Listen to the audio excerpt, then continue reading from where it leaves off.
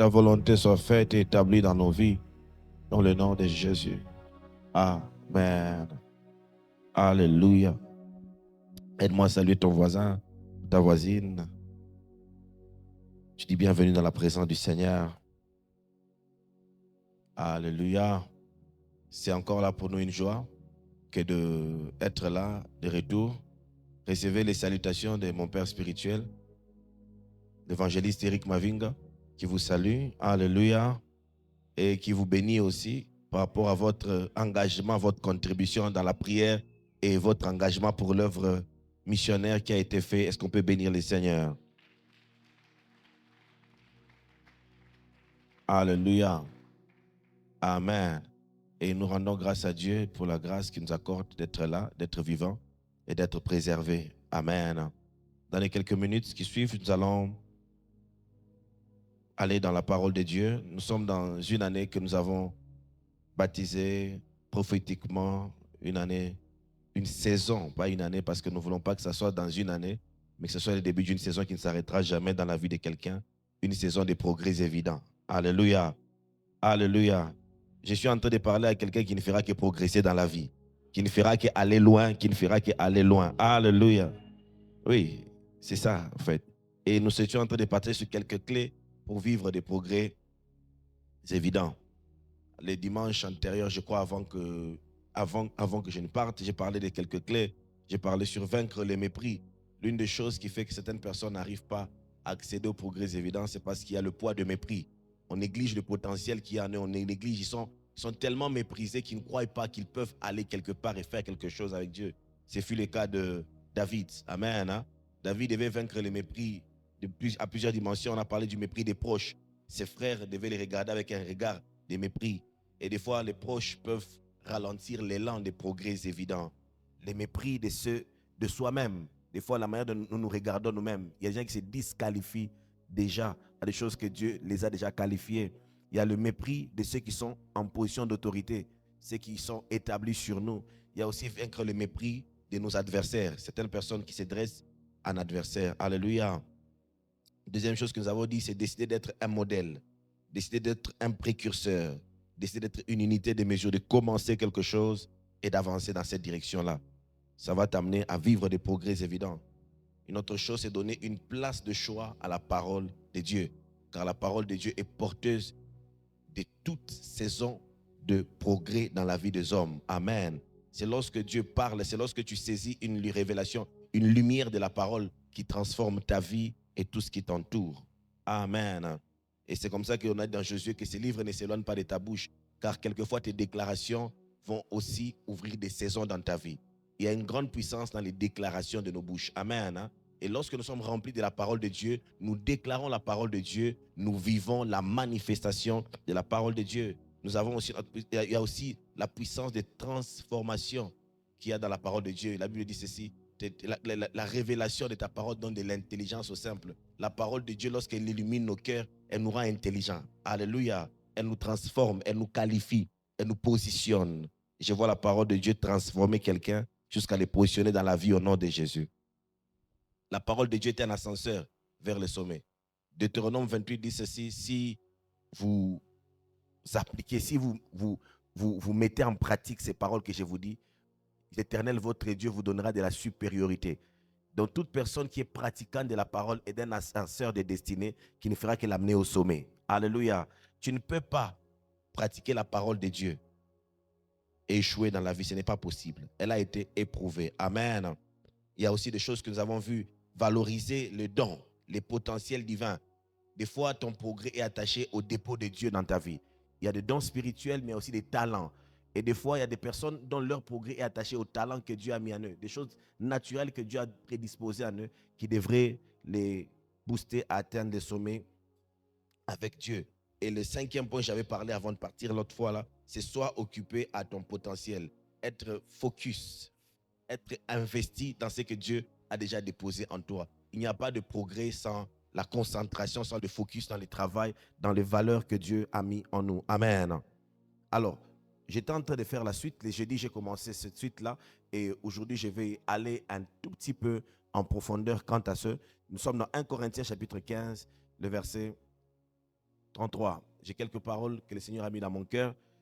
Je vais essayer de récapituler ce que j'ai dit les jeudis parce que j'aimerais que nous tous, nous soyons dans la même longueur d'onde parce qu'il y a beaucoup de choses que nous devrions apprendre ensemble. C'était un enseignement qui m'a personnellement béni et j'aimerais que quelqu'un soit aussi édifié par cela.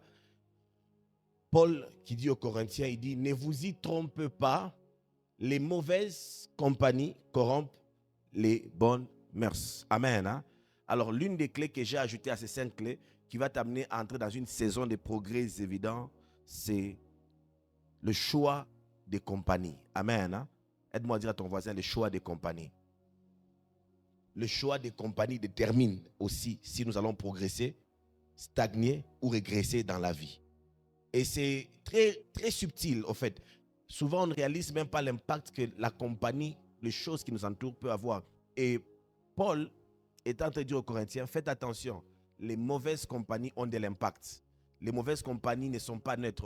En d'autres termes, la compagnie en elle-même n'est pas quelque chose avec laquelle il faudrait blaguer. Il y a un impact que a une compagnie sur une destinée, sur la qualité des progrès que cela doit avoir. Alors, en introduisant ce texte, j'ai voulu qu'on fasse la différence entre la compagnie, ou bien une compagnie et une relation. Amen. Hein? Parce que certaines personnes confondent. Toute relation n'est pas nécessairement une compagnie. Alléluia. Et c'est très important parce que quand nous sommes en train de mélanger les relations en faisant d'elles des compagnies, certaines personnes sont liées. À cause de la relation qui vous lie avec quelqu'un, tu décides que cette personne devienne une compagnie de destinée ou bien une compagnie de ta vie. Tu ne connais pas l'impact que cette compagnie pourrait avoir sur le progrès que Dieu doit et va faire avec toi. Ici est de comprendre que la compagnie et une relation, c'est deux choses différentes. Toute relation n'est pas une compagnie et ne doit pas être une compagnie. Il y a certaines choses qui doivent rester, certaines personnes, certaines choses qui doivent rester que des relations, mais pas des compagnies. Lorsque nous commençons à amener une relation dans une compagnie, c'est que nous avons compris certaines choses. Définition, c'est quoi une relation? Une relation, c'est un lien ou un rapport qui lie deux ou plusieurs personnes. Alléluia. Des personnes, par exemple, le mariage, le lien du mariage, les liens qu'il y a entre frères et sœurs, les liens qu'il y a entre parents et enfants. Ce sont des liens, c'est une relation qui est établie. Les liens qu'il y a entre collègues, entre membres d'une même église. Alléluia. Est-ce que vous savez que vous pouvez être dans une bonne relation, dans une relation de mariage sans que l'un des partenaires soit une bonne compagnie? Amen. Hein?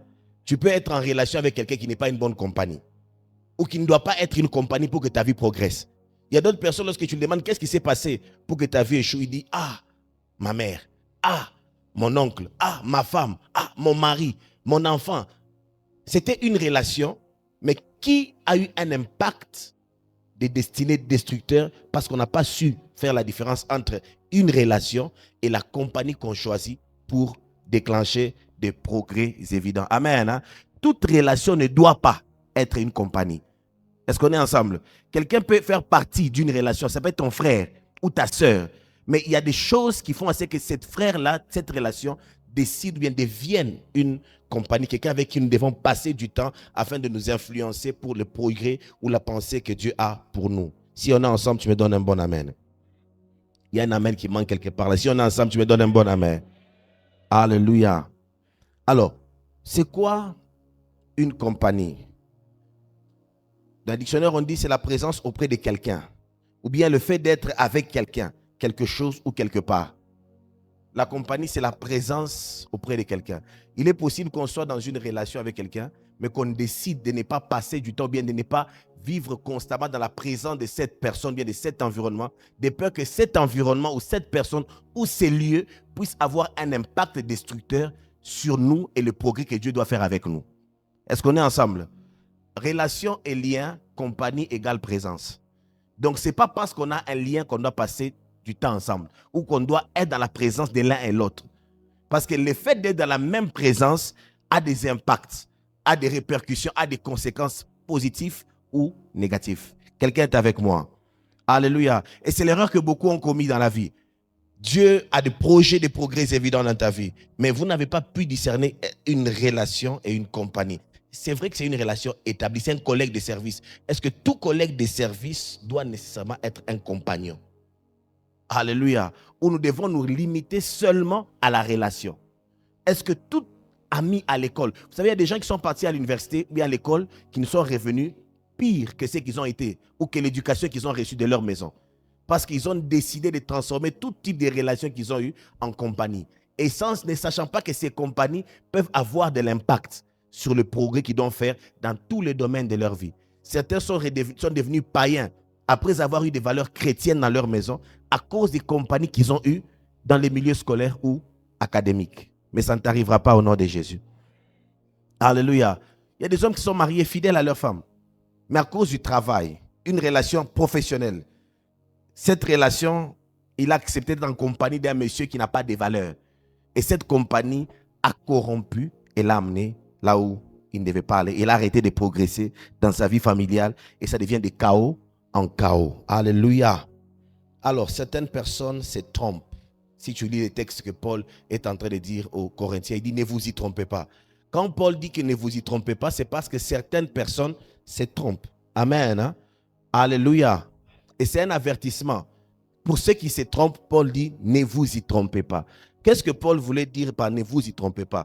Première des choses, c'est que ne négligez pas ou ne minimisez pas l'impact qu'a une compagnie dans la vie ou dans la destinée. Certains se trompent, ils se disent c'est seulement, on est seulement ensemble.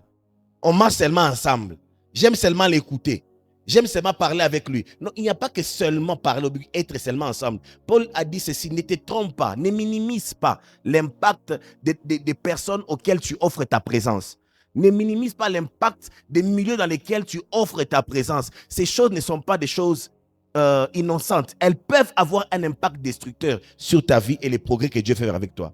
Alléluia.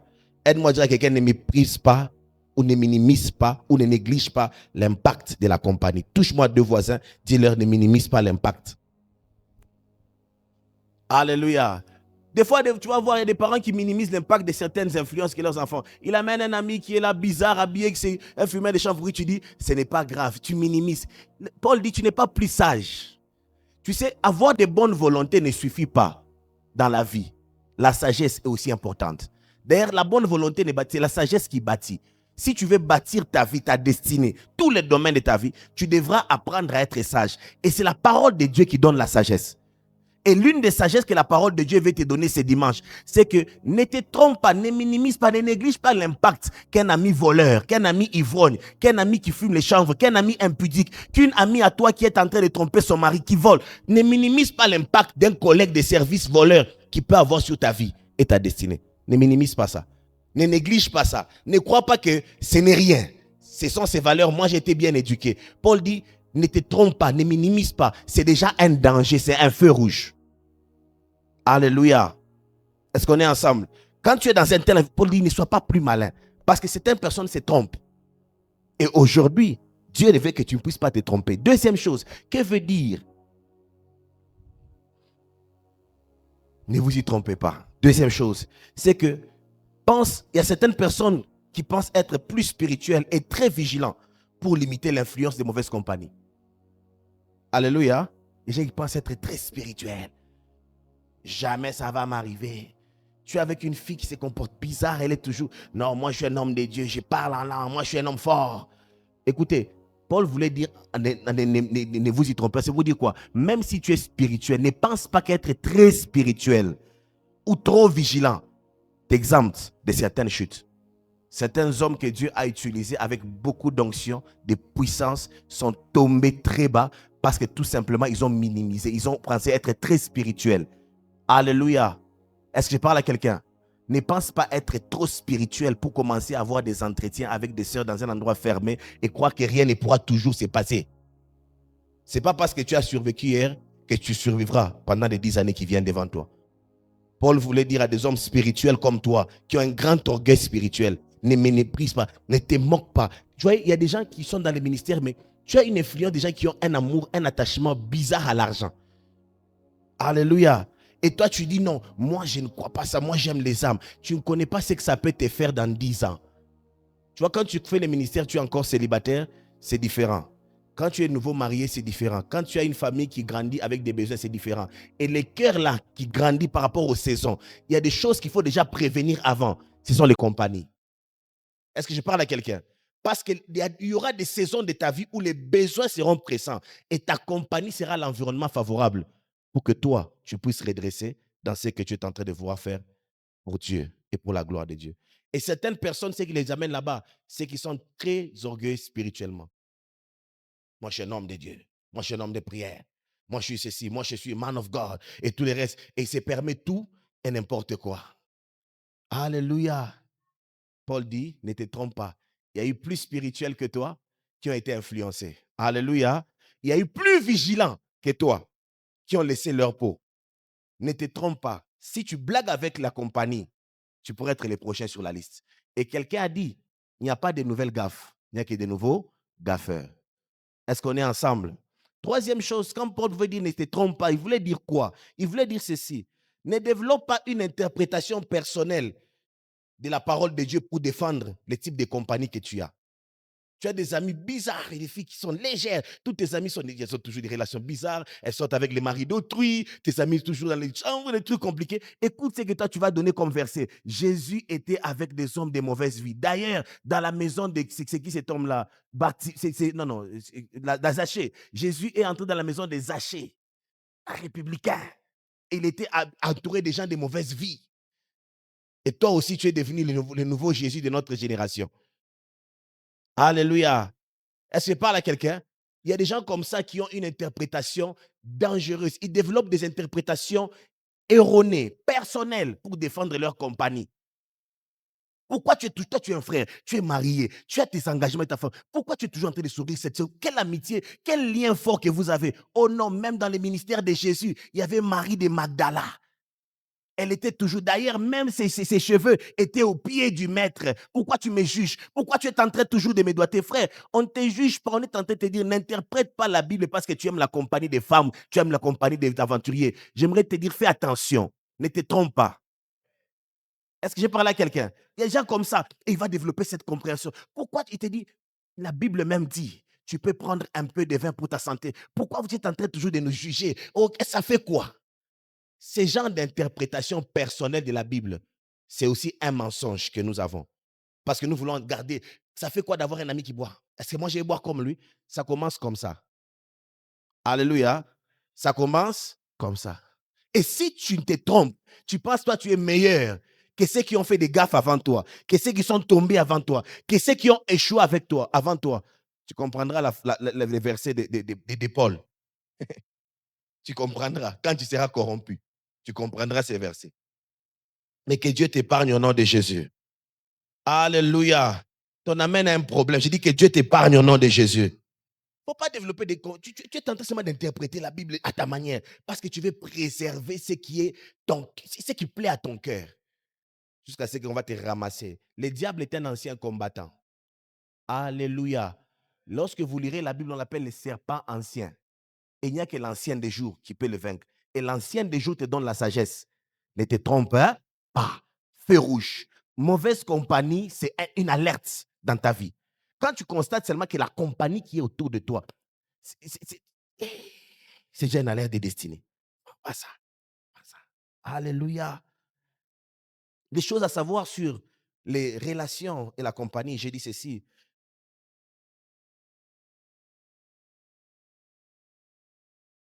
Il y a deux types de relations. Celles qui sont innées et celles qui sont imposées.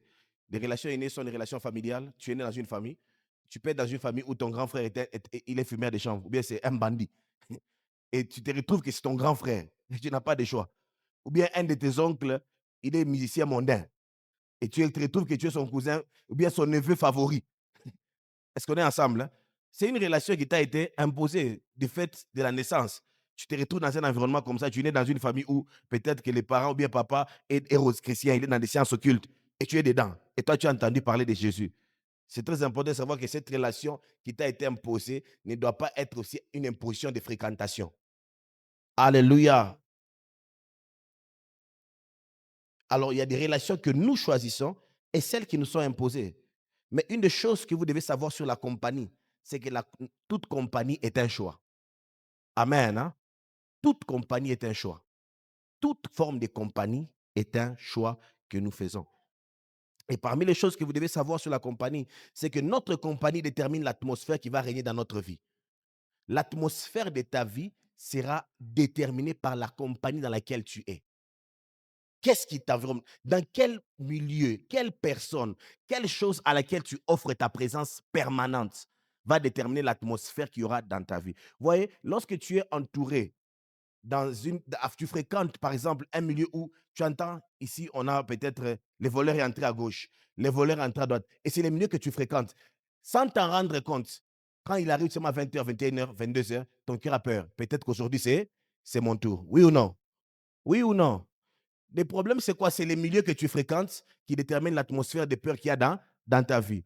Est-ce qu'on est ensemble? Hein? Mais il y a des gens qui sont dans des pays où des fois on se réveille à 2 heures, on part chercher à manger chez KFC ou là-bas. Au fait, lui, il n'a même pas peur. Même à 3 heures, il peut s'élever. J'ai dit, je pars chercher à manger. Alléluia. Mais entre nous, dans ce qui se passe ici au milieu chez nous, est-ce que tu peux te réveiller à 3 heures, 2 heures, aller chercher à manger? Quelqu'un peut oser ça? Même si tu as faim, tu vas profiter de jeûner. Le matin aussi, il y aura un programme. Si on est ensemble, tu me donnes un bon amen. Et tu imagines l'atmosphère qui règne dans nos vies, c'est une atmosphère de peur. On n'a plus envie qu'il soit souvent la nuit. On aime plus les jours parce qu'on est un peu plus au contrôle. Et c'est pour te dire quoi? Le type de compagnie crée l'atmosphère dans ta vie. Si tu as des amis qui n'aiment pas leur femme, tu vas remarquer en peu de temps, tu vas commencer à avoir de l'aversion pour ta femme, de la haine sans que tu t'expliques. Alléluia. Est-ce que je parle à quelqu'un? Si tu as une compagnie de femmes qui n'aiment pas l'autorité de leur mari, et tu vas commencer à réaliser très, très vite, tu vas commencer à devenir rebelle à toute forme d'autorité de ton mari.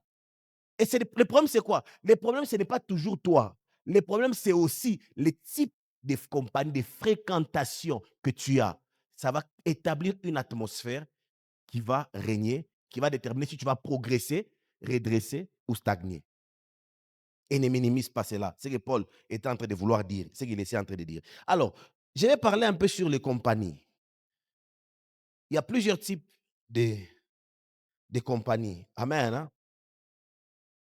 Mais avant d'arriver là-bas, je vais ajouter un élément que je n'avais pas donné le jeudi, c'est qu'une compagnie est un choix qui montre plusieurs choses. Lorsque tu vois quelqu'un être en compagnie de quelque chose, de quelqu'un, ou bien dans un milieu spécifique, c'est un indicateur sur la personne. Ça indique quoi? Ça indique premièrement les valeurs de cette personne. Donne-moi un bon amen. Quand tu vois quelqu'un qui aime toujours être dans des endroits bizarres ou bien fréquenter des filles qui sont compliquées, ça t'indique une chose, que les valeurs de cette personne sont des valeurs biaisées. Ça indique des valeurs. Nos compagnies déterminent aussi nos valeurs. Est-ce qu'on est ensemble? Hein? Parce que quelqu'un a dit ce qui s'assemble, hein, c'est... Donc, quand ce qui se ressemble, s'assemble. Donc, tu aimes ça.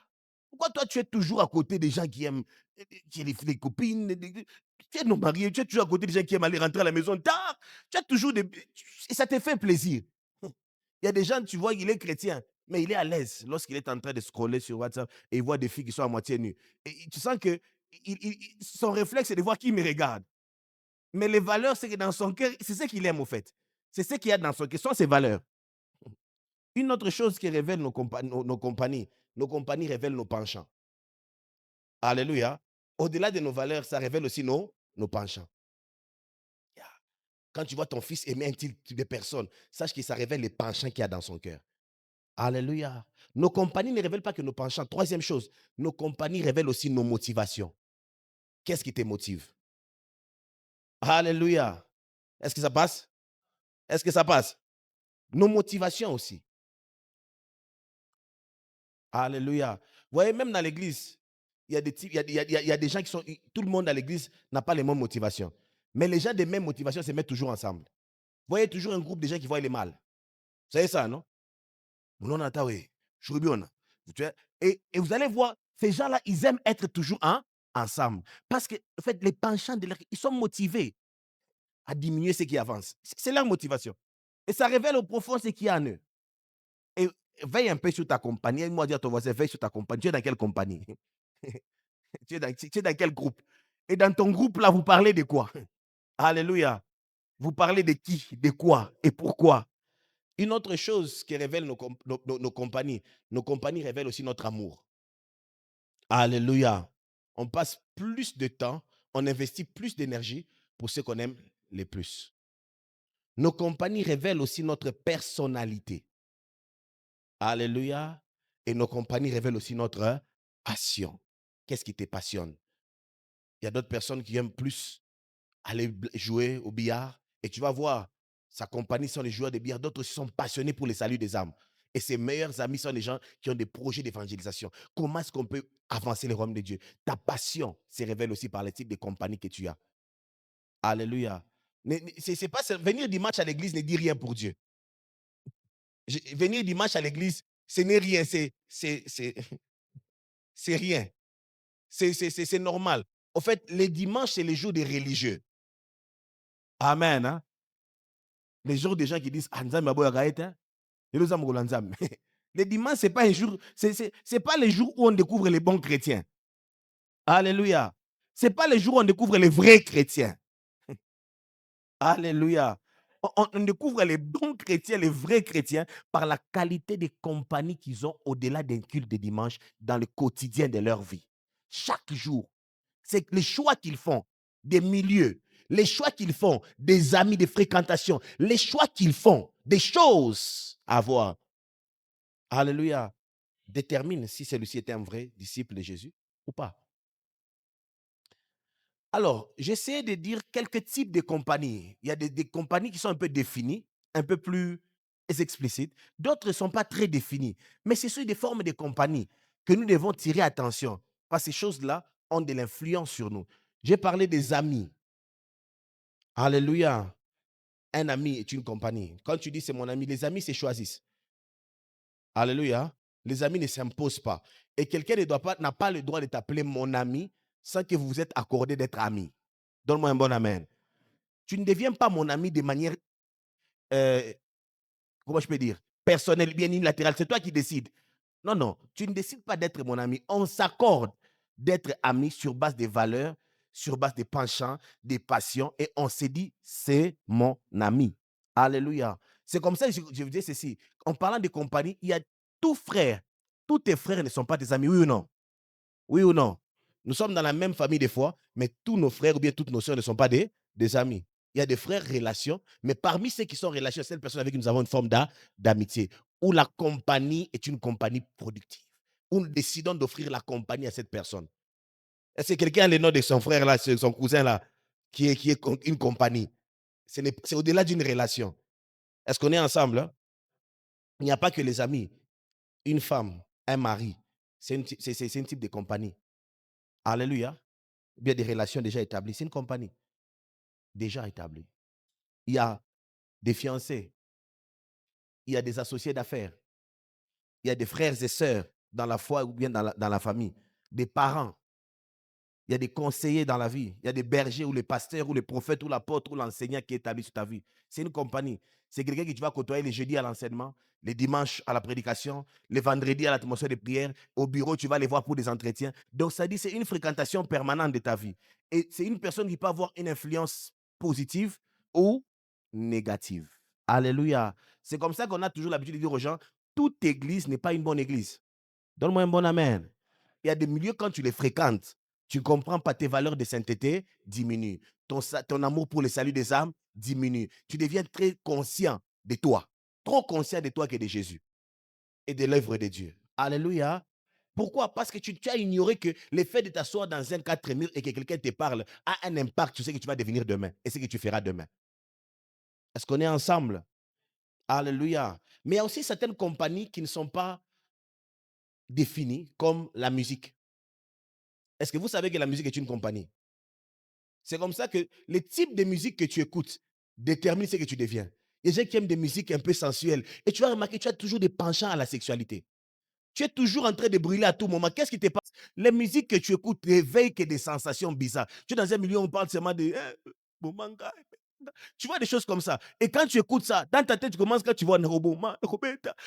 C'est ça. Même les enfants, quand ils sont petits, remarquez bien, quand ils ont des films X, oh, toute cette musique-là, l'enfant commence à réagir.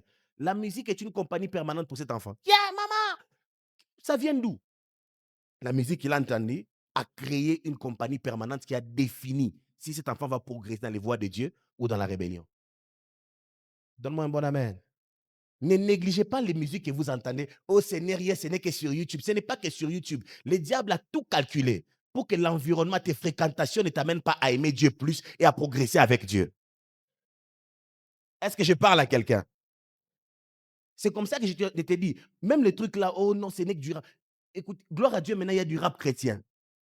Si tu aimes les rap, si tu aimes l'R&B, si tu aimes les gospel, tout ce que tu aimes, il y a maintenant des chrétiens qui font ça. Alléluia. Est-ce que je parle à quelqu'un?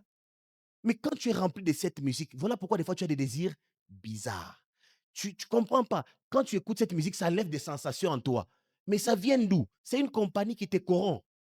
Et il y a des gens qui sont plus présents avec la musique avec des hommes. Alléluia. Imaginez-vous des fois quand on prend des bus ou bien des taxis en commun.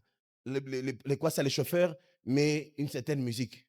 Sans t'en rendre compte, ton cœur commence à balancer d'un côté ou d'un autre. Ceux qui sont spirituels savent de quoi je parle. Tu commences à te sentir dans un monde où tu n'es plus à l'aise. Alléluia. Pourquoi? Parce que cette musique-là devient une compagnie de voix, des tronçons de la ville vers un endroit. Et si tu fais ça plusieurs fois, il se peut qu'un jour, au lieu de chanter un cantique qui est inspiré de l'esprit, tu viens un cantique inspiré de ta compagnie. Et ça vient souvent comme d'une adoration. Oh, c'est la musique à mon kilito. Alléluia. Aide-moi à dire à ton voisin, veille sur la musique que tu écoutes. C'est une compagnie très permanente. Il n'y a pas que la musique, s'il vous plaît. Il y a aussi les images et les vidéos.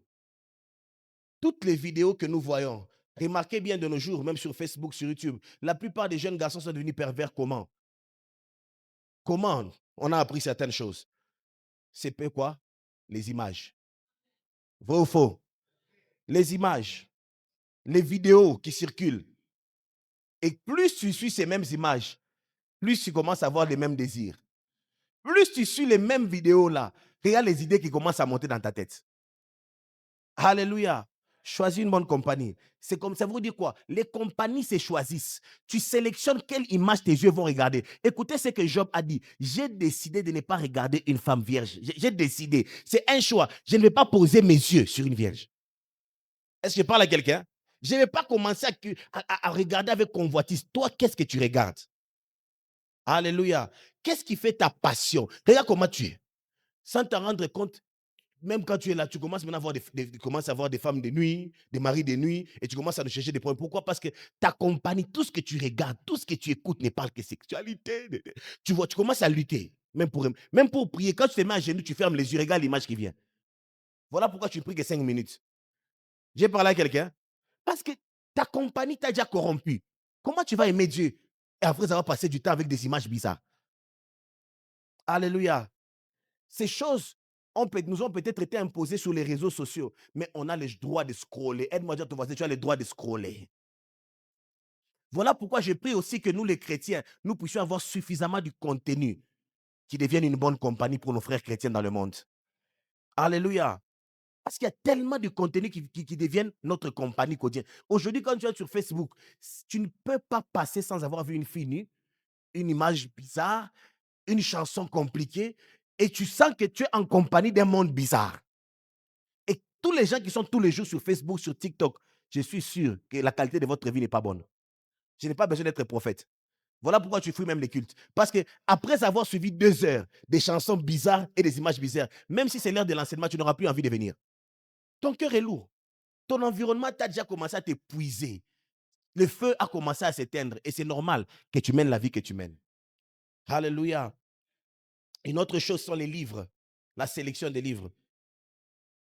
Il y a des gens qui ont commencé très jeunes en train de lire des romans bizarres qui les mettent dans un monde imaginaire. Et ils ont développé une personnalité tellement introvertie, une personnalité sexuelle forme. En fait, d'autres même sont devenus comme des Cendrillon. Vous savez ça? On ne parle pas comme ça, moi. Ça vient d'où?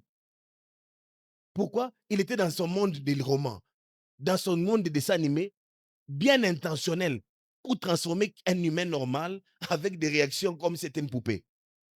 Est-ce que je parle à quelqu'un? Alléluia. Alléluia. Le manuel de la création pour l'homme, c'est la Bible. Je répète, c'est la Bible. Je recommence, c'est la Bible. C'est dans la Bible que Dieu a mis le fonctionnement d'un homme normal. Est-ce que je parle à quelqu'un? Toutes les fruits des imaginations des pervers, des perdus, des déséquilibrés, des féministes ou bien des masculinités, ces choses ne sont pas des valeurs pour nous, les enfants de Dieu. Donne-moi un bon amen. Et il y a des fois, tu as te remarqué, tu es dans ton monde à toi. Et c'est comme ça qu'il y a même des personnes qui aiment être plus seules qu'être avec les gens. Parce que les livres sont une compagnie pour eux. Et dans cette compagnie des livres, ils ont trouvé certaines choses qui les détruisent profondément. Alléluia. Et il faut choisir quoi lire et quoi ne pas lire. Alléluia. Il y a des livres qui ont séparé des familles. Un livre sur la sorcellerie. Ah, le temps qu'il finit ça, tout le monde est devenu sorcier.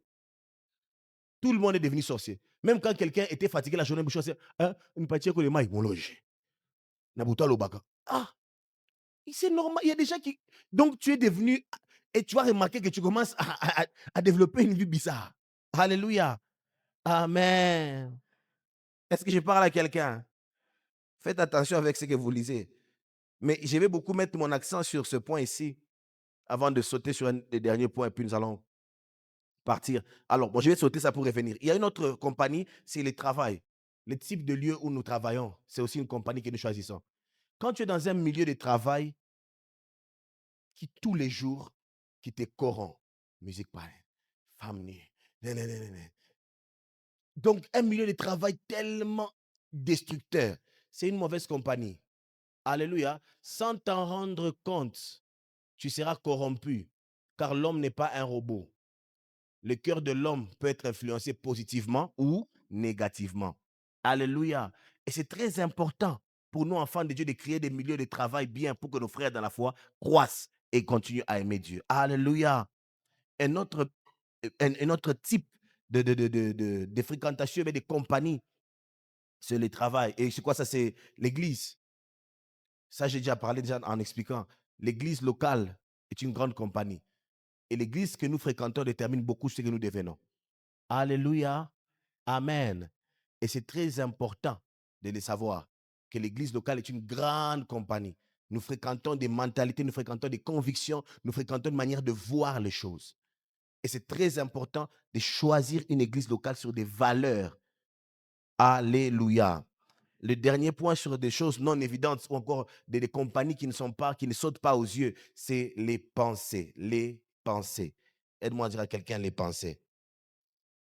On va lire ça ensemble. Matthieu chapitre 15. Et puis on lira Philippiens 4 plus tard.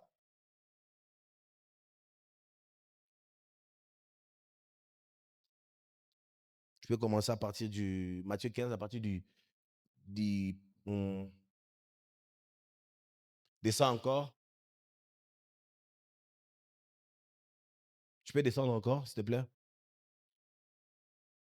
Commence à partir du verset 4, 5, Deschamps 5, 10, va à 10.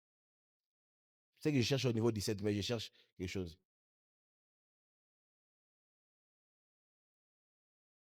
« 11. Voilà, commencez à 10, 11 jusqu'à 18. Qui peut nous lire ça, les lecteurs?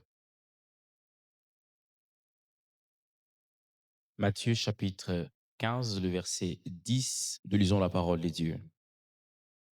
Ayant appelé à lui la foule, il lui dit, écoutez et comprenez. Alléluia. Aide-moi à dire à ton voisin, écoute et comprends. Oh yes. Ce n'est pas ce qui entre dans la bouche qui suit l'homme, mais ce qui sort de la bouche, c'est ce qui suit l'homme. Alors ses disciples s'approchèrent et lui dirent, sais-tu que les pharisiens ont été scandalisés des paroles qu'ils ont entendues? Il répondit, toute plante qui n'a pas planté mon Père céleste sera déracinée. Laissez-les. Ce sont des aveugles qui conduisent des aveugles. Si un aveugle conduit un aveugle, ils tomberont tous deux dans une fosse. Pierre, prenant la parole, lui dit, explique-nous cette parabole. Et Jésus dit, vous aussi, êtes-vous encore sans intelligence?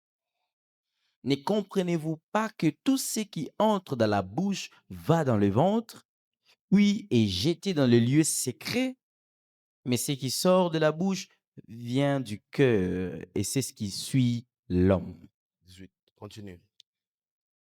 Car c'est du cœur que viennent les mauvaises pensées, Ah ah. le meurtre, Mm. les adultères, les impudicités, le vol, le faux témoignage, les calomnies. Voilà les choses qui suivent l'homme, mais manger sans s'être lavé les mains, cela ne suit point l'homme. Ok. Alors, Jésus est en train d'expliquer quelque chose, que c'est du cœur que viennent certaines choses. Les vols, les viols, les calomnies et toutes ces choses.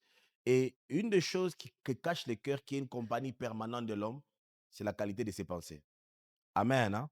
Et pendant que j'étais en train de préparer ce message, et pendant que j'ai prié, et l'une des choses que Dieu m'a mis vraiment à cœur, je ne sais pas à qui j'ai déjà parlé cela, mais fais attention à la qualité des pensées avec lesquelles tu fais compagnie chaque jour.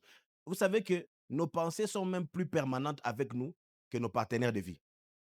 Alléluia. La nuit, peut-être ta femme peut tenter de dormir, mais toi, tu as des pensées. Il y a déjà même, leurs compagnies sont des pensées de divorce. Alléluia. Tu es là, mais ce qui est dans ton cœur, ta compagnie. Donc, c'est lui avec qui tu es en train de parler. Même quand tu dis, chérie, ça va, mais dans le cœur, pensée à divorce. Donc, tu es en train de fréquenter ta compagnie, c'est une pensée de divorce. Alléluia. Est-ce que je parle à quelqu'un? Choisis les types de compagnie, de pensées qui vont régner dans ton cœur. Est-ce que je parle à quelqu'un? D'autres personnes, leur compagnie de pensée, c'est l'esprit de revanche. Donc, il est en train de penser comment est-ce que je vais le faire sentir ce qu'il m'a fait, mais ce qu'elle m'a fait. Comment est-ce qu'ils vont faire payer à quelqu'un quelque chose? Et c'est cette pensée qui est permanente dans son cœur. Alléluia. Est-ce que je parle à quelqu'un? Fais attention, cette pensée-là va te corrompre et va détruire tes valeurs.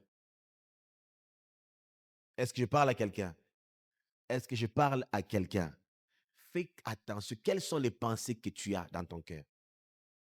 D'autres personnes ont des pensées. En fait, ils habitent toujours avec les pensées de vol et d'escroquerie. Tout ce qui les anime, c'est les pensées qu'ils méditent. Ils innovent tout le jour comment être un meilleur voleur et un meilleur escroc. Comment faire pour que personne ne m'attrape jamais et que tout le monde soit trompé pour toujours. J'ai parlé à quelqu'un. Et c'est ça ta compagnie. Et c'est comme ça que tous les jours, tu as des tentatives d'innovation dans l'escroquerie et dans les mensonges. Et sans le savoir, tu n'as pas peut-être de mauvais amis, toi. Mais toi, les pensées que tu as sont tellement en train de t'influencer que toi, tu n'as pas besoin de mauvais amis. Tu es déjà corrompu. Tout ce que tu attends, c'est moi, je vais te dire, vas-y. Ah, voilà. C'est ce que je voulais faire. D'autres personnes ont des pensées d'impudicité.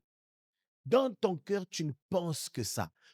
Ce sont les pensées avec lesquelles tu es en train de vivre chaque jour, chaque jour, chaque jour, chaque jour. Et c'est ça ta compagnie permanente. Paul dit ceci, ne te trompe pas. Les pensées sont des grandes compagnies. D'ailleurs, nos pensées sont même plus longtemps avec nous. Il y a des gens qui sont ici, qui ont une pensée de rejet. Ça fait plus de 10 ans, 20 ans, 15 ans. C'est une pensée que tu as toujours méditée. Et ça a toujours été là dans ta vie. C'est même plus vieux que ton vieux ami. Alléluia. Et la Bible dit ceci dans le livre de Philippiens, chapitre 4, le 8e verset. Paul est en train de dire aux Philippiens quelque chose de très précieux. Veillez sur les pensées. Il y a des choses qui ne doivent pas faire l'objet de nos pensées. Donne-moi un bon amen. Je répète, il y a des choses qui ne doivent pas faire objet de nos pensées. Donne-moi un bon amen. Qui ne doivent pas. Les gens qui ont des pensées toujours d'abuser, de coucher avec des femmes d'autrui. Écoute ce que Paul dit à Timothée à titre. Il dit, regarde une jeune sœur avec pureté, comme ta sœur. C'est la pensée qui doit être lorsque tu... C'est ça, en fait, la pensée que Dieu attend de toi. Et certaines pensées sont des compagnies très dangereuses. Elles vont te corrompre. Elles finiront par t'exposer. Car elles sont le fruit de ton cœur. Alléluia. C'est où Philippiens 4:8, si on peut lire ça et projeter ça? Rapidement, s'il vous plaît. Philippiens chapitre 4, le verset 8, la Bible déclare: Au reste, frères, que tout ce qui est vrai, tout ce qui est honorable, tout ce qui est juste, tout ce qui est pur, Mm. tout ce qui est aimable, Mm. tout ce qui mérite l'approbation, ce qui est vertueux et digne de louange, soit l'objet de vos pensées. Écoutez, frère, ne restez pas en compagnie de pensées bizarres. Alléluia. Et je parle à quelqu'un. Tu es là, tu es un enfant de Dieu, mais la pensée qui t'anime, ta pensée qui te trouble, c'est que tu veux aller faire les shows, les brailles. Tu veux voler l'argent de ton père pour tout gaspiller, pour avoir le meilleur titre chez tes potes. C'est la pensée qui t'anime tous les jours de devenir le maître du gang. Pourquoi tu n'es pas animé de la pensée de devenir le plus grand évangéliste? Alléluia. Pourquoi tu es... Regarde les pensées que tu as. Des pensées... Il y a même des gens qui ont des pensées de devenir polygame. Il s'est dit, il serait mis avec plusieurs femmes. Comme ça, que si cette femme n'est pas disponible, il aura une autre. Quel type de pensée? Toi, tu es quel type de chrétien? Tu es seulement à l'église, à la chaise, mais tu es déjà en enfer, toi. Tu es déjà parti. Tu es déjà corrompu parce que ta pensée permanente est déjà destructrice pour ta destinée. Qu'est-ce que tu penses? C'est quoi l'objet de tes pensées? C'est que tu penses, c'est quoi? Alléluia. Aide-moi un peu à demander à toi ce que tu penses. Je ne vois pas ton cœur. Mais toi-même, sois sincère. Ce que tu penses, c'est quoi? Hey! Hey! Hey! Est-ce que je parle à quelqu'un? Il y a des gens qui ont des pensées bizarres. Et c'est avec ça qu'ils vivent tous les jours. Tout ce qu'on va leur dire, tout ce qui va entrer, ne va passer. Mais ce qui est dans leur cœur produira le fruit. C'est comme ça que vous allez voir, les gens dans le temps, ils ne révèlent que ce qu'ils étaient dans leur cœur. Et le temps leur donne l'opportunité de manifester cela. Quelqu'un de bon, dans le temps qui est long, tu verras la bonté qu'il y a dans son cœur. Quelqu'un de mauvais, le temps finira par le révéler. Est-ce que je parle à quelqu'un? Mais c'est le temps, parce que ta pensée est tellement permanente avec toi.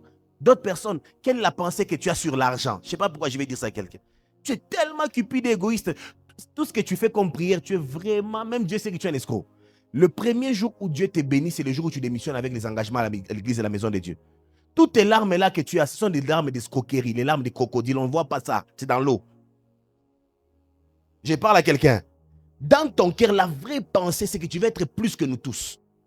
Tu veux vraiment nous dominer un peu. Tu veux qu'on sente que toi, tu es devenu plus important. Et c'est comme ça que, même quand tu n'as que 2 petits billets verts dans la poche, comment tu deviens? Tu ne sais plus dire bonjour aux gens. Même tes aînés doivent te dire d'abord bonjour. Ah, ça va? Ton cœur. Ton cœur. Ton cœur. On ne sait plus rien te dire. Ton cœur. C'est ça les pensées. Et c'est ta compagnie. Toi, ton orgueil n'est pas venu des choses. C'est ce qui a été dedans déjà qui commence à se manifester. Alléluia. Quelle est ta compagnie en pensée? Quand tu penses aux filles, tu es déjà marié, tu attends encore quoi d'une autre fille que ta femme? C'est quoi l'idée? C'est quoi la pensée? C'est quoi les projets? Qu'est-ce qui se passe? Et tu vas imaginer, tu es partout, même au travail, mais c'est quoi l'idée? C'est quelle compagnie que tu acceptes dans ta tête? Toi, tu n'as pas besoin d'un mauvais ami. Ces pensées-là vont t'amener à faire des mauvaises choses. Est-ce que j'ai parlé à quelqu'un? Est-ce que j'ai parlé à quelqu'un? Et c'est comme ça que vous allez voir des gens qui disent cette phrase. Je ne sais même pas ce qui m'est arrivé. L'homme n'est pas un animal. L'homme est réfléchi. L'homme ne passe jamais à l'action sans la pensée. Vrai ou faux? C'est comme ça que même sur les pénalistes, les juristes savent que dans le droit pénal, l'homme, quand il pose des actes, on sait que l'homme est réfléchi. Là, maintenant, on commence à classifier ça. Est-ce que c'était prémédité? C'était arrivé comme ça, mais on n'annule pas une peine. Alléluia. Parce que ta pensée là t'habites et tu habites avec ta pensée de manière plus permanente. Quand tu vois quelqu'un implanter des églises, ça veut dire dans son cœur, il rêvait le jour où il aurait l'opportunité de faire quelque chose de grand pour Dieu. Alléluia. Mais quand tu vois aussi quelqu'un que Dieu le bénit, tous les jours, tu vois, Inde, Dubaï, New York, il commence à nous envoyer des photos sur YouTube, sur Facebook ou quoi, ou WhatsApp. Comprends aussi que dans sa pensée, les choses ici du royaume, ça ne l'intéressait pas. Tous les jours qu'on était à l'intercession, lui attendait sa bénédiction. J'ai parlé à quelqu'un. Tous les jours, nous, on s'est dit, Seigneur, les âmes. Lui, ce n'était pas les âmes, c'est Seigneur, le jour où j'ai la percée. Mickey List, States, va ressentir. Non, on ne va rien sentir. C'est ton cœur qui va sentir ton manque d'amour pour Dieu. Là, tu crois que nous, on aura des récompenses. C'est ton cœur qui va sentir des choses en enfer. Est-ce que je parle à quelqu'un? Et les pensées, là, il faut faire beaucoup attention à ça. Alléluia. Je ne sais pas quelle pensée avec laquelle tu vis. Mais frère, fais attention. Tu viens à l'église, tu es toujours à l'adoration comme ça. Mais regarde les pensées que tu as sur les sœurs, les femmes. Quand tu regardes, tu es déjà arrivé loin, tu entretiens des relations bizarres, des chats compliqués, et tu causes avec des sœurs à des heures bizarres. Qu'est-ce qui te passe dans ton cœur? Tu ne sais pas regarder qu'il y a des limites. Ton cœur, c'est quoi les pensées? C'est quoi l'idée? C'est quoi les plans? C'est quoi les projets, ma sœur? Qu'est-ce qui se passe? Tu es une femme mariée, mais c'est quoi les pensées que tu as? Qu'est-ce qui te passe? Et tu ne sais pas que ces choses-là peuvent te corrompre pour l'amour pour Dieu. Ton amour pour Dieu peut être corrompu par les pensées que tu as. Au reste, frère, que tout ce qui est honorable, tout ce qui est digne d'approbation, tout ce que Dieu peut approuver, soit l'objet de vos pensées. Tout ce qui est vrai, pas tout ce qui est calculé. Quand tu dis à quelqu'un, je t'aime, en d'autres termes, c'est que j'ai besoin que tu me donnes. C'est pas que je t'aime, toi tu ne m'intéresses pas. C'est que tu as est plus intéressant que toi. C'est pas vrai. Va seulement tout droit dire, donne-moi. C'est mieux, ça c'est plus vrai. Alléluia. Quelqu'un peut bénir Dieu par des acclamations.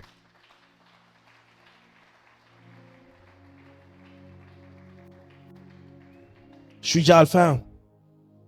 C'est sincèrement mieux que sur les compagnies que nos pensées. Veillons beaucoup sur les compagnies de nos pensées. Bien-aimés frères chrétiens, la vie chrétienne, si on ne t'a pas appris l'impact des compagnies, ta vie chrétienne ne sera jamais épanouie. Tu apprendras le jeûne, tu apprendras la prière, mais si tu ne sélectionnes pas les compagnies, tu seras toujours en train de rétrograder, en train de stagner, en train de ramer dans ta foi chrétienne. Et les pensées sont des grandes compagnies de destinée. Une pensée excellente excelle une destinée. Une pensée pleine d'amour couvre des gens d'amour et d'attention. Une pensée pleine de revanche fait un homme de revanche et une femme de revanche. Quelle est la pensée avec laquelle tu es en compagnie tous les jours? Alléluia. Donnez-moi le temps de parler seulement de la bonne compagnie pendant 3 minutes. 2-3 choses que j'aimerais me dire. Nous sommes dans le livre de Ruth. Chapitre 1er. Je vais seulement introduire sur les signes d'une bonne compagnie. Et je m'arrête là-bas et puis on parle de la Sainte Seine et nous partons. Les signes d'une bonne compagnie. Je prendrai l'image de Ruth. Le jeudi, peut-être, on ira sur d'autres personnes dans la Bible, de Jonathan et David. Nous allons voir des signes d'une bonne compagnie. Comment savoir si tu es en bonne compagnie? Ruth, chapitre 1, le 8e verset. À partir du 8e verset. À partir du 8e verset jusqu'à même au 10e, 11e, s'il te plaît. Ruth, chapitre 1, à partir du 8e verset, la Bible déclare: Naomi dit alors à ses 2 belles filles, allez, retournez chacune à la maison de sa mère, que l'Éternel use de bonté envers vous, comme vous l'avez fait envers ceux qui sont morts et envers moi. Verset 9. Que l'Éternel vous fasse trouver à chacune du repos dans la maison d'un mari. Et elles les baisa, elles élevèrent la voix et pleurèrent. Et elles lui dirent, non, nous irons avec toi vers ton peuple. Naomi dit, retournez mes filles, pourquoi viendrez-vous avec moi? Ai-je encore dans mon sein des fils qui puissent devenir vos maris? Retournez mes filles, allez, je suis trop vieille pour me remarier. Et quand je dirai, j'ai de l'espérance, quand cette nuit même je serai avec un mari et que j'enfanterai des fils, attendriez-vous pour cela qu'ils eussent grandir? Refuserez-vous pour cela de vous marier? Non, mes filles, car à cause de vous, je suis dans une grande affliction, de ce que la main de l'Éternel s'est étendue contre moi. Et elles élevèrent la voix et pleurèrent encore. Orpa baisa sa belle-mère, mais Ruth s'attacha à elle. Naomi dit à Ruth, voici ta belle-sœur, et retournez vers son peuple. T'arrêter là-bas déjà. Premier signe. Parce que je disais ceci, il y a 3 types de compagnies. Il y a des bonnes compagnies, il y a des mauvaises compagnies, il y a aussi des compagnies stériles. Il y a des gens, quand tu les fréquentes, bien des milieux où tu fréquentes, tu ne viens ni bon ni mauvais. Ils sont stériles. Tu ne progresses pas et tu ne redresses pas. D'autres compagnies aussi, quand tu es dans cette compagnie, tu ne comprends pas, toute ta vie redresse. Tu rentres qu'en arrière. Mais aussi des bonnes compagnies qui t'amènent dans les progrès évidents. Et les signes d'une bonne compagnie qui amène dans les progrès évidents. Première chose, je vais tirer ça de Naomi. Première chose, c'est une compagnie qui a des intentions pures, des intentions non égoïstes et non calculées. Alléluia. La bonne compagnie commence par une bonne intention d'abord. Est-ce que je parle à quelqu'un? Alléluia. Et vous allez voir Naomi. Naomi est une femme blessée pendant qu'elle vous parle. C'est une femme qui a connu des pertes de son mari et de ses enfants. Une femme qui n'a plus rien. Mais qui s'est dit, ces jeunes filles ici peuvent encore avoir mieux que ce que moi j'ai perdu. Et je désire mieux. Elle dit, allez trouver du repos. Que l'Éternel vous fasse grâce. Que tout ce qui est bien soit votre partage. Est-ce que je parle à quelqu'un? Les intentions, vous savez, elle pouvait garder ses filles captives lorsqu'elles ont montré la volonté de rester avec lui. Elle. Parce qu'elle-même aussi n'avait rien. Elle ne pouvait plus rien espérer. Elle a dit, même si moi, ma vie n'a plus rien à donner, mais je sais que vous avez encore des choses à recevoir de la vie, avancez avec votre vie. Alléluia. Une bonne compagnie, c'est quelqu'un qui va au-delà de son égoïsme personnel, au-delà de ses blessures personnelles, au-delà de ses calculs personnels, qui veut ton bien-être, qui veut ton progrès. Même si lui n'a rien, mais si toi tu as tout ce qui est bien, c'est ça l'essentiel. Alléluia. Pas quelqu'un qui est toujours là qui te dit, si je suis là, c'est parce que. Vous savez déjà quel est ce langage-là? La raison pour laquelle, il a toujours une raison. Elle a toujours une raison pour laquelle toi tu es son choix. Votre amitié a toujours une raison qui l'avantage. Parce que si je suis avec toi, c'est parce qu'on ne sait jamais. Vous êtes déjà comme ça. Donc lui, dans son approche des choses, tout ce qu'il investit dans votre relation, c'est parce qu'on ne sait jamais. C'est les calculs qui amènent que ta compagnie devienne une bonne compagnie. Et ce genre de personnes ne sont pas des bonnes compagnies. Donne-moi un bon amen. Parce que la vie est faite de saisons. Et dans les saisons les plus difficiles, ce dont on a besoin, c'est de la bonne compagnie. Donne-moi un bon amen. La deuxième chose que j'aimerais parler, dis-moi le verset 11, et puis tu ressautes à 15. La première chose, les intentions, les motivations. Soyez très vigilants à cela, frères et sœurs. Soyez très vigilants à cela. Qui sont là juste parce qu'ils veulent que tu avances dans la vie? Qui sont là juste parce qu'ils veulent que toi, que ça marche bien pour toi? Jonathan avait son ami David. Jonathan savait que David était loin pour être roi. Et son père était sur le trône. Mais parce qu'il aimait David, Jonathan était une compagnie extraordinaire. Il dit, mon frère, sauve-toi.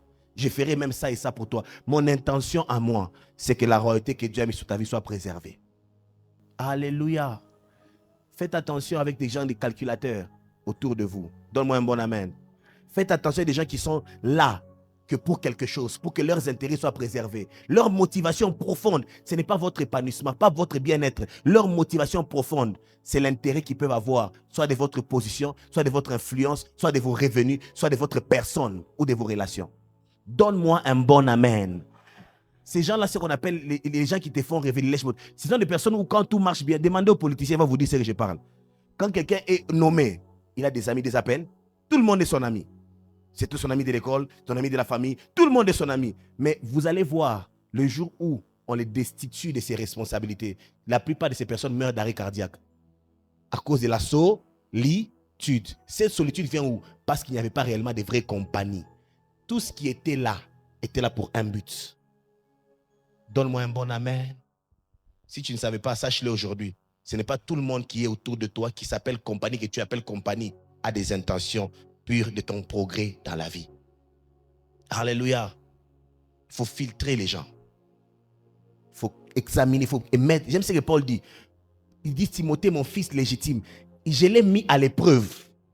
Je l'ai mis quoi? À l'épreuve. Et là, je sais que je peux compter sur lui dans les ministères, dans la vie, avec mes finances. Je l'ai mis à l'épreuve. Je sais qu'il est là parce que la relation est plus importante que ce qui découle de la relation. Naomi savait ces choses sur la vie de cette fille. Deuxième chose, 11 et 15. Verset 11, la Bible dit, Naomi dit, retournez mes filles, pourquoi viendrez-vous avec moi? Ai-je encore dans mon sein des fils qui puissent devenir vos maris? Je n'ai plus rien à offrir. 15. Verset 15, Naomi dit à Ruth, voici ta belle-sœur est retournée vers son peuple et vers ses dieux. Retourne comme ta belle-sœur. Jusqu'à 17. Ruth répondit, ne me presse pas de te laisser, de retourner loin de toi. Où tu iras, j'irai. Où tu demeureras, je demeurerai. Ton peuple sera mon peuple, et ton Dieu sera mon Dieu. 17. Où tu mourras, je mourrai, et où je serai enterré. Que l'Éternel me traite dans toute sa rigueur, si autre chose que la mort vient à me séparer de toi. Deuxième chose, deuxième signe d'une bonne compagnie, c'est la loyauté. Aide-moi à dire à ton voisin, la loyauté. Ne méprisez jamais les gens qui ont toujours été là, malgré que les choses n'ont pas été comme elles sont maintenant. Donne-moi un bon amen. Vous savez, la grandeur nous amène à impressionner ceux qui n'ont rien à foutre avec nous, qu'avec ce que nous sommes, qu'avec ce que nous avons. Alléluia. Les hommes loyaux sont une bonne compagnie de destinée. Car dans les moments difficiles, des fois quand tu pleures, tu as besoin qu'il y ait un homme loyal à tes côtés. Je parle à quelqu'un. Ce n'est pas tout le monde qui aura le temps pour toi quand ça ne va pas aller bien pour toi. Je vais t'apprendre ça. Alléluia. Ce n'est pas tout le monde qui trouvera que c'est important que toi tu puisses rire quand tu vas commencer à pleurer. Ça ne concerne pas tout le monde. Certaines personnes vont maintenant dire, même les gens qui ont eu à bouffer de la position que tu avais, dire, on savait. C'était un orgueilleux. Hein? Tu n'avais pas remarqué? Regarde comment il prêchait. C'est comme ça les hommes. Et là, une clé profonde d'une bonne compagnie, des hommes loyaux. Une femme loyale, un homme loyal, un fils loyal, des collaborateurs loyaux, des amis loyaux, ou bien loyaux. Écoutez, si tu trouves ça dans la vie de quelqu'un, tu es dans une bonne compagnie. Même dans le mariage, on peut commencer avec beaucoup. Et Dieu, il est le maître des temps et des circonstances. On peut parler dans une vallée, on ne sait pas expliquer ce qui se passe. Ce n'est pas les diables, c'est juste un virage, un petit tour dans le désert pour que Dieu puisse sonder le cœur des déloyaux. Tu vivras des choses. Tu entendras des paroles. Alléluia. Demandez à Job. Job, lorsqu'il priait pour ses enfants, lorsque ça marchait bien, il était l'homme le plus riche de sa contrée. Vous avez suivi ça? Il était l'homme le plus considéré de sa contrée. C'est sûr que les petits déjeuners étaient sur la table de Job. La femme de Job s'était dit, c'est quoi ça? Tu as vu la poussière là-bas? Tout était en ordre. Tout, j'ai bien dit tout était en ordre. Jusqu'au jour où les mauvaises nouvelles ont commencé à venir. Alléluia. Qu'est-ce que je vais vous apprendre? La compagnie, une bonne compagnie, est une source de bénédiction. Job s'est retrouvé dans un point où même sa femme est partie.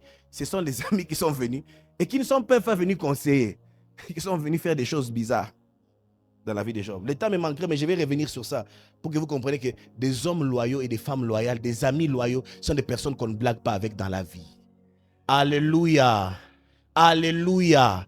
Quelqu'un qui est là lorsque tout le monde trouve une raison de partir, on ne blague pas avec ce genre de personnes.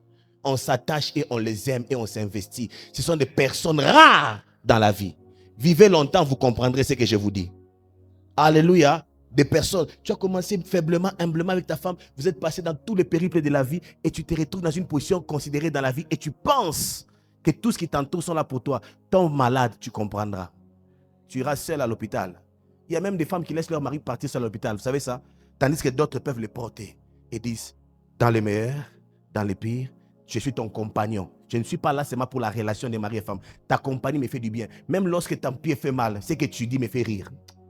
Que Dieu t'accorde une bonne compagnie au nom de Jésus. Et c'est ce qui a perdu. Beaucoup de gens n'ont pas de bonne compagnie. Une bonne compagnie se découvre aussi par la loyauté. Des fils qui sont là lorsque c'est dur, ils sont prêts à être là et à rester. Et à demeurer. Et à vivre là dans toutes les saisons de la vie. Troisième chose, signe d'une bonne compagnie. Il faut regarder sur ça. Ne blaguez pas avec la loyauté. Quand ça marche bien, tout le monde est loyal. Quand ce n'est pas encore dur, tout le monde est là. C'est quand ça devient non compréhensible que les faux prophètes s'élèvent, que les gens, j'avais dit quoi, j'ai pensé que je savais que tout le monde saura quelque chose. Alléluia. Dernier point. On va passer à la Sainte Seine. Je vais lire le 3e verset. Chapitre 3, 1er au 5e verset. Nous allons finir là-bas. Nous allons passer à la table du Seigneur. Ruth chapitre 3, le premier verset. Attends Bible- d'abord, pendant que tu lises, aide-moi à demander à ton voisin, es-tu quelqu'un de loyal? Même vous là qui commencez la vie dans le ministère, es-tu quelqu'un de loyal? Alléluia. Est-ce que tu peux être là dans toutes les saisons de la vie? Avance. 3. Ruth chapitre 3, le verset 1, la Bible déclare, Naomi, sa belle-mère, lui dit, ma fille, je voudrais assurer ton repos afin que tu fusses heureuse. Et maintenant, Boaz, avec les servants duquel tu as été, n'est-il pas notre parent? Voici, il doit vanner cette nuit les orges qui sont dans l'air. Lave-toi et oins-toi. Puis remets tes habits et descends à l'air. Tu ne te feras pas connaître à lui jusqu'à ce qu'il ait achevé de manger et de boire. Et quand il ira se coucher, observe les lieux où il se couche. Ensuite, va, découvre ses pieds et couche-toi. Il te dira lui-même ce que tu as à faire. Elle lui répondit, je ferai tout ce que tu as dit. Troisième chose, je m'arrête là pour passer à la table du Seigneur. Signe d'une bonne compagnie. Troisième chose, c'est une compagnie, bien une personne qui donne des bons conseils. Amen. Alléluia. De nos jours, les gens qui donnent des bons conseils sont devenus très rares. Alléluia. Quelqu'un qui prend le temps de te conseiller et te dire des bonnes choses pour ta propre vie. Un bon conseil, c'est une bonne compagnie. Alléluia. Et il n'y a que l'insensé qui n'aime pas les conseils. Quand tu aimes ta vie, tu dois aimer les conseils. Est-ce que je parle à quelqu'un? Quand quelqu'un te conseille, il a beaucoup de choses à faire que de te parler à toi. Est-ce que vous le savez? Quelqu'un ne peut pas perdre son temps. L'insensé trouve qu'on les gêne lorsqu'on le conseille. Mais un homme sage trouve de la sagesse, de la valeur dans les conseils. C'est Proverbe le dit, vous savez ça? Et beaucoup de gens sont comme, quand on les conseille, ils pensent qu'on n'a pas autre chose à faire que de leur parler. C'est du temps. Et le temps, c'est ça même la vie de quelqu'un. Et quand quelqu'un prend 30 minutes, 1 heure de sa vie, 2 heures de sa vie, pour te dire, toi, comment toi, ta vie peut devenir meilleure, tu n'as pas idée ce que ça vaut. Je te dis, tu n'as pas idée. Voilà pourquoi beaucoup de gens ne comprennent pas pourquoi les fidèles aiment leur pasteur. Beaucoup de gens se disent, oh, vous avec vos daddies, vous ne comprenez pas, quelqu'un vient 2-3 heures depuis qu'il te disait, tout ce qu'il te dit, tu pars appliquer, c'est pour ta vie. C'est pour avancer ton mariage, tes finances, l'éducation de tes enfants, ta destinée. Et ils sont là que pour donner des bons conseils. Pas les gens qui donnent des conseils avec des calculs après Dobi à côté. Non, je parle de bons conseils. Je parle d'un bon pasteur, un bon berger. C'est pas une blague. Et quand tu en trouves dans la vie quelqu'un qui donne des bons conseils, sache que tu es dans une très bonne compagnie. Car même des fois dans les relations amoureuses de mariage, ton mari, il y a des maris qui ne donnent jamais de conseils à leur femme. Au mec qui a gossé la gaffe, il y a un aboy à cause. Vrai ou faux? Ah oui, hein? Donc fais-toi conseiller toi-même chez vous, par ton passé, par les gens. Les jours où tu es gaffe, tu n'auras pas de conseils chez moi. Tu vas payer les prix du Ogoyoka. Vrai ou faux? Il y a aussi des femmes comme ça, donc il ne va pas te donner conseils. Les jours où c'est moi, il t'expose. C'est un irresponsable. Les conseils, un bon conseil. Quand tu trouves quelqu'un qui donne conseil, tu es dans une bonne compagnie. Que Dieu bénisse sa parole.